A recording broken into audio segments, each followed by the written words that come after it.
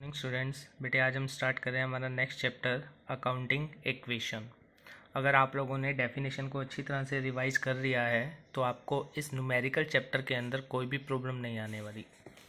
देखते हैं बेटे। Prior to understanding an accounting equation को समझने से पहले it is essential to know about a balance sheet. हमें बैलेंस शीट के बारे में पता होना चाहिए। An example of a simple balance sheet in T form is given below. इसने हमें बैलेंस शीट का फॉर्मेट दे रखा है बेटे। बैलेंस शीट के इस साइड सारी एसेट्स लिखी जाती हैं और इस साइड कैपिटल एंड लाइबिलिटीज लिखी जाती हैं। एसेट्स में क्या क्या आ सकता है? Cash, bank, debtor, stock, furniture, machinery, building. और लाइबिलिटीज़ में जो भी फर्म ने आउटसाइडर या अपने मालिक को पे करना है, जैसे मालिक को पे करना है कैपिटल, और आउटसाइडर जैसे क्रेडिटर हो गए।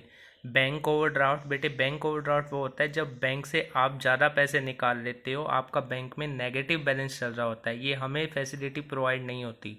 ये कुछ एक कंपनीज या कुछ एक पर्सनस को, जो बिजनेसमैन होते हैं, उन्हें अथॉरिटी होती है कि वो एक लिमिट तक उनके बैंक में अकाउंट में पैसे ना होते हुए भी वो बैंक से पैसे निकलवा सकते हैं। तो उसको बोला जाता है बैंक ओवरड्राफ्ट, क्योंकि कल को बैंक को पैसे तो वापसी करने पड़ेंगे ना।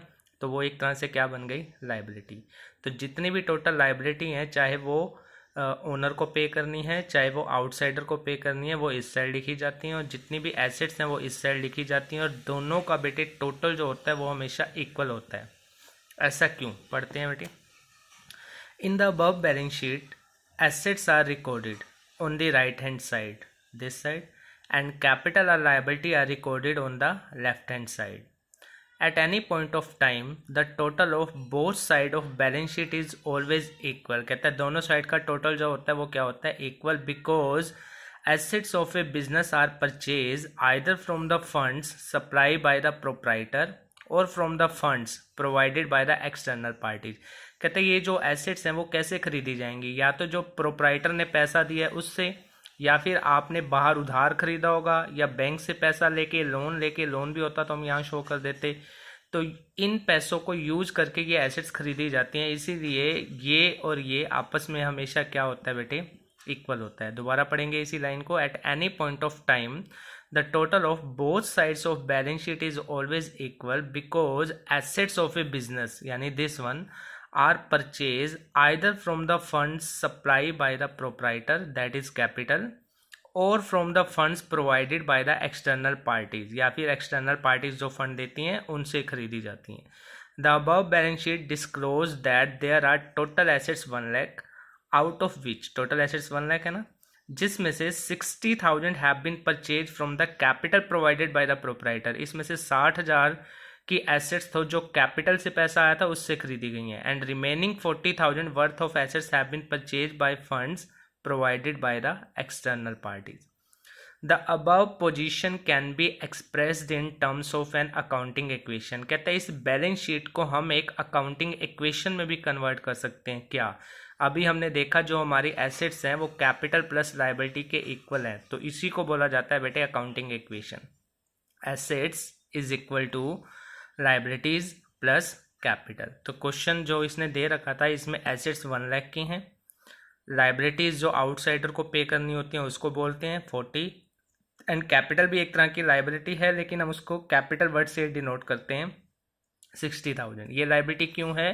क्योंकि हमने ये माना था जो बिजनेस है और जो बिजनेस का मालिक है दोनों सेपरेट हैं। हम जो भी अकाउंटिंग एंट्रीज करते हैं वो किसके लिए करते हैं? बिजनेस के लिए। तो दैट्स वाई बिजनेस के लिए बिजनेस का मालिक ने जो पैसा दिया है वो एज ए लाइबिलिटी ट्रीट होगा। कल को बिजनेस के मालिक को ये पैसे वापसी करेगा। नेक्स्ट पेज देखते हैं बेटे। आज सिर्फ कंसेप्ट पढ़ेंगे बेटे, क्वेश्चन मैं कल से स्टार्ट करवाऊंगा इसके। ये कहते हैं हम इस फॉर्मेट को, इस स्टेटमेंट को ऐसे भी लिख सकते हैं, liability is equal to assets minus capital, या capital is equal to assets minus liability. लेकिन हमने जो याद रखनी है वो फर्स्ट वाली ही याद रखनी है। Accounting equation signifies that assets of a business are always equal to the total of capital and liability. हमेशा जो एसेट्स होंगी वो कैपिटल और लाइबिलिटी के इक्वल होंगी। ये बिजनेस ट्रांजेक्शन, कोई भी अगर बिजनेस की ट्रांजैक्शन होती है, ये बिजनेस ट्रांजैक्शन की डेफिनेशन आप पढ़ चुके हो। बिजनेस ट्रांजैक्शन वो एक्टिविटी है जो एसेट्स, लायबिलिटी और कैपिटल किसी पे भी इम्पैक्ट डाल सकती है। Will result in the change in either assets, liability और capital of the firm even after the change, चाहे कोई ट्रांजेक्शन हुई होने के बाद भी assets will be again equal to total capital of and liability.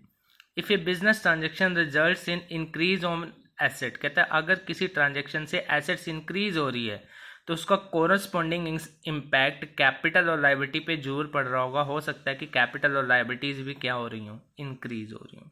जैसे कि एक एक करके इसने हमें समझाया है, कह रहा है हम एक एग्जांपल करके देखते हैं। Suppose Gopal starts a new business and the following successive transaction takes place, यानी गोपाल ने बिजनेस शुरू किया। हमने पहले ये पहचानना है बेटे इसमें कौन से दो जो अकाउंट्स है वो इम्पैक्ट डाल सकते हैं। जब कोई बिजनेस स्टार्ट करता है तो नेचुरली बात है वो बिजनेस में पैसे तो डालेगा, तो एक तो कैपिटल तो इम्पैक्ट पड़ेगा कैपिटल पे, यानी कैपिटल का कॉलम बनेगा जैसे यहाँ कैपिटल था हमारा जो पीछे स्टेटमेंट बना रखी थी। एंड दूसरा बिजनेस में कैश भी आ रहा है, फर्म के अकॉर्डिंग कैश आ रहा है, और कैश क्या होती है, एसेट्स होती है। तो पढ़ते हैं इसने क्या बोला है। ट्रांजेक्शन नंबर 1 लिख के इसने बोला है Gopal started business with 75,000 as capital. The effect of transaction, क्या इफेक्ट पड़ा, फर्म हैज रिसीव एसेट्स किस लिए, क्योंकि फर्म के पास 75,000 का कैश आया है in the form of cash. And claims against the firm, और क्लेम भी बन गया, क्यों, क्योंकि कल को फर्म ने ये 75,000 अपने मालिक को, प्रोप्राइटर को वापसी करना है in the form of capital. The transaction can be expressed in the form of an accounting equation. अगर हम इसको अकाउंटिंग इक्वेशन में बेटे कन्वर्ट करना चाहें तो हम कैसे लिखेंगे इसको, assets is equal to liability plus capital. एक तो बिजनेस में कैश आया तो कैश इंक्रीज हो गया, कैश किसके अंडर आता है, एसेट्स के अंडर, और दूसरा कैपिटल भी क्या हो गई, इंक्रीज। अब आप जरा चेक करें क्या दोनों साइड इक्वल आ रही है, यस। अब इसी स्टेटमेंट को आगे बढ़ाते हुए एक स्टेटमेंट और जोड़ के देखते हैं इसमें। Transaction second, Gopal purchase furniture for cash, furniture खरीदा 5,000 का। अब क्या इम्पैक्ट पड़ेगा, फर्नीचर आएगा कैश जाएगा, और फर्नीचर और कैश दोनों ही बेटे क्या हैं, एसेट्स हैं। The effect of this transaction is that cash is reduced by 5,000 but a new assets of the same amount has been acquired, यानी ट्रांजेक्शन डिक्रीज कर रही है वन एसेट्स को और सेम टाइम पे इंक्रीज कर रही है अदर एसेट्स को सेम अमाउंट से, leaving the total of assets unchange. जैसे अब क्या होगा, अब एसेट्स में बेटे दो कॉलम रहेंगे, कैश का तो ऑलरेडी चल ही रहा था, अब साथ में फर्नीचर का और बन गया, और बाकी ये दोनों column as it is liability और कैपिटल। अब क्या खरीदा गया था, पहले एज इट इज अमाउंट हम ऊपर वाली उतार लेंगे 75 और 75। अब देखा हमने खरीदा गया था फर्नीचर, तो फर्नीचर में प्लस और कैश में से माइनस, तो यहाँ पे कैश में कितना इम्पैक्ट पड़ा, 70 का रह गया, फर्नीचर कितना हो गया 5 का, लायबिलिटी 0 ही चल रही है, और कैपिटल 75 प्लस 0 75। तो ये हमारी न्यू इक्वेशन बन गई। ये तो मैं एक एक इक्वेशन करके समझा रहा हूँ, जब हम आगे क्वेश्चन सोल्व करना सीखेंगे तो हम इनको अलग अलग शो नहीं करेंगे, हम स्टार्टिंग में इकट्ठा फॉर्मेट बना देंगे। वो इकट्ठा फॉर्मेट कैसे बनेगा वो मैं कल की क्लास में डिस्कस करूँगा। आगे बढ़ते हैं बेटे। Gopal purchase goods for cash, Gopal ने गुड्स खरीदी कैश में। अब भी बेटे एक एसेट्स बढ़ेगी एक एसेट्स कम होगी, क्योंकि गुड्स क्या है, एसेट्स हैं, और कैश कम होगा। तो गुड्स के लिए एसेट्स में एक कॉलम और बन जाएगा, पहले दो कॉलम थे कैश और फर्नीचर, अब गुड्स का कॉलम और बन गया, और लायबिलिटी में लायबिलिटी और कैपिटल का ही रहेगा। तो पहले जो ऊपर अमाउंट थी वही उतार देंगे 75, गुड्स का 0, हमने नया कॉलम बनाया, लायबिलिटी 0 और कैपिटल 75। अब क्या हुआ, कैश तो जाएगा, कैश में से माइनस, और गुड्स आएंगी, गुड्स में प्लस, बाकी सबके साथ 0। तो 70 में से गए 20 50, 5 प्लस 0 5, 0 प्लस 20 20, 0 प्लस 0 0, 75 प्लस 0 75। तो ऐसे ये कॉलम आगे बढ़ते जाएंगे। Transaction 4, Gopal purchase goods on credit. बेटे जिससे हम गुड्स क्रेडिट पे खरीदते हैं उसको क्या नाम देते हैं, क्रेडिटर, और क्रेडिटर हमारे लिए एक लायबिलिटी होती है। तो अब लायबिलिटी में कॉलम इंक्रीज होगा। अब देखो एसेट्स में तो वही कॉलम चल रहे हैं, कैश फर्नीचर गुड्स। लायबिलिटी में लायबिलिटी का नाम ना देके अब उसे क्या नाम दे दिया, creditors, capital as it is. ये वो अमाउंट है जो हमने पिछली ट्रांजेक्शन से उठाई थी अभी। 16,000 की गुड्स खरीदी, क्या इम्पैक्ट पड़ेगा, कैश में नहीं, फर्नीचर में नहीं, गुड्स इंक्रीज होगी, प्लस कर दिया। और सेकंड, फर्म के लिए लायबिलिटी भी इंक्रीज होगी, कल को इसको पैसे हमने देने हैं, लायबिलिटी इंक्रीज हो गई, तो यहाँ पे 16,000 और इसके साथ 0। अब इनका आपस में टोटल करेंगे, 55, 36, 16, 75।